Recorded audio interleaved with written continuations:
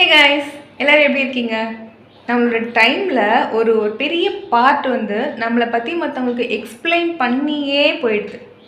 யாராவது போகிற போக்கில் உன்னை பற்றி நான் அப்படி கேள்விப்பட்டனே, அப்படியாமே உன்னை பற்றி நான் இந்த மாதிரி விஷயம் பேசிக்கிட்டாங்க, அதெல்லாம் உண்மையா அப்படியா அப்படின்னு போகிற போக்கில் அசால்ட்டாக கேட்டு போயிடுவாங்க. அதுக்கப்புறமா நம்ம வந்து பதறி அடிச்சுக்கிட்டு ஐயோ அப்படிலாம் கிடையாது, இப்படிலாம் கிடையாது, இதுக்கு இதுதான் ரீசன், இதனால தான் அப்படி நடந்தது, அதனால தான் இப்படி நடந்ததுன்னு நம்மளை பற்றி நம்ம எவ்வளோ எக்ஸ்பிளைன் பண்ண வேண்டியிருக்கு இல்லையா? இதனால் நம்மளோட எனர்ஜி எவ்வளோ போகுது, எவ்வளோ நமக்கு கவலைப்படுறோம், நம்மளோட டைம் எவ்வளோ வேஸ்ட் ஆகுது. ஸோ இதெல்லாம் எதுக்கு பண்ணுறோம் அப்படின்னா, நம்மளை பற்றி மற்றவங்க அப்படி நினச்சிடுவாங்களோ அப்படின்னு சொல்லிட்டு நம்ம எக்ஸ்பிளைன் பண்ணுறோம். பார்த்தீங்களா? அதுதான் நம்ம பண்ணக்கூடிய பெரிய தப்பு. ஒரு உண்மை என்ன அப்படின்னா, உங்களை பற்றி நல்லா புரிஞ்சுக்கிட்டவங்க உங்ககிட்டேருந்து எப்பயுமே எந்த விதமான எக்ஸ்ப்ளனேஷனுமே கேட்க மாட்டாங்க. பிகாஸ் அவங்களுக்கு நல்லாவே தெரியும், நீங்கள் ஒரு விஷயம் பண்ணுறீங்க அப்படின்னா, பண்ணியிருக்கீங்க அப்படின்னா அது எதனால், எதுக்காக பண்ணியிருக்கீங்க அப்படிங்கிறத நல்லா புரிஞ்சு வச்சுட்ருப்பாங்க. ஸோ அதுக்கு மேலே வந்து உங்ககிட்ட வந்து எக்ஸ்ப்ளனேஷன் அவங்க கேட்கவே மாட்டாங்க.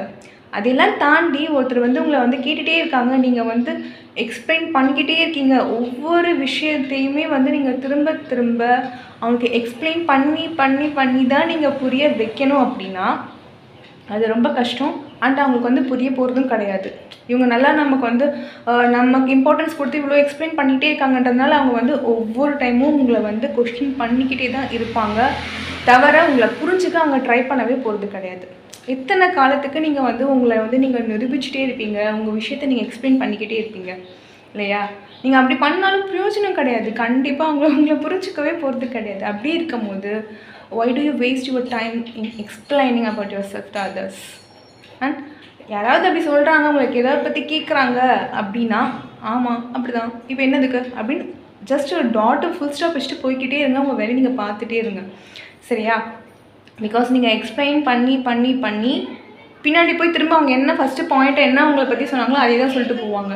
நீங்கள் சொல்கிற விஷயம் எதுவுமே அவங்க காதில் ஏற போகிறது கிடையாது. அவங்க வந்து அவங்களோட தாட்டை வந்து மாற்றிக்க போகிறதும் கிடையாது. தென் வைடு நம்ம ஏன் வந்து எக்ஸ்பிளைன் பண்ணிகிட்ருக்கணும்? அண்டு இன்னொரு விஷயம் என்ன அப்படின்னா, எல்லா விஷயத்தையுமே வந்து நம்ம ஒவ்வொரு டைமும் ஒவ்வொருத்தர்கிட்டையுமே வந்து நம்ம விளக்கி சொல்லிக்கிட்டேலாம் இருக்க முடியாது. அதுக்கான டைமும் நமக்கு கிடையாது, சரியா? அவங்களுக்கு எல்லாம் புரிய வைக்கிற நேரத்தில் நம்ம வேலையை பார்த்துட்டு போயிட்டே இருந்தோம்னு வச்சுக்கோங்களேன், நம்ம செய்யக்கூடிய விஷயங்கள் நம்மளை நம்பி இருக்கக்கூடிய விஷயங்கள் நம்ம நிறைய செஞ்சுட்டு ரீச் பண்ணிக்கிட்டு நம்ம போய்கிட்டே இருக்கலாம், சரியா? ஸோ இனிமேல் வந்து என்ன பண்ணுறேன்னா, ஸ்டாப் எக்ஸ்பிளைனிங், ஓகேவா? எங்கே சொல்லணுமோ ஒரு விஷயம் இதுதான் அப்படின்னு சொன்னீங்கன்னா போதும். அதை விட்டுட்டு காலத்துக்கும் எக்ஸ்பிளைன் பண்ணிக்கிட்டே இருந்தோம்னு வச்சுக்கோங்களேன், வேலைக்கே ஆகாது. ஸோ இந்த யோசிச்சு பாருங்கள். இந்த மாதிரி நிறைய விஷயங்கள் நம்ம தெரியாமலே நம்ம வந்து நம்மளோட எனர்ஜி நம்ம வேஸ்ட் பண்ணிகிட்ருக்கோம். ஸோ அதெல்லாமே நம்ம பண்ணக்கூடாது. அப்படின்னா நம்ம சேனல் மோட்டிவேஷன் மை செல்ஃபை சப்ஸ்கிரைப் பண்ணிக்கோங்க. அண்டு நீங்கள் பண்ணியிருந்தீங்க அப்படின்னா தேங்க்யூ ஃபார் சப்ஸ்கிரைபிங். நம்ம அடுத்த வீடியோ சந்திக்கலாம், நிறைய பேசுவோம், சரியா? Tata bye bye, take care.